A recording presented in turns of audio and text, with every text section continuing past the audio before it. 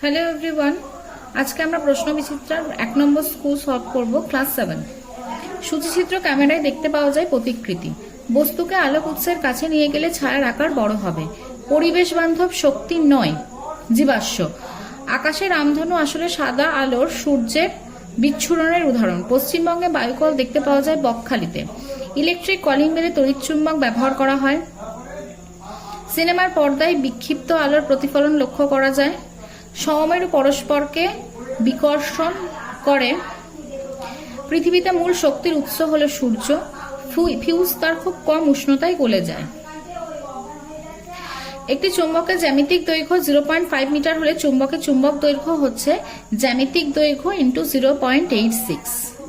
দুটি সেলের ব্যাটারিতে প্রতীকের চিহ্নের সাহায্যে দেখাও।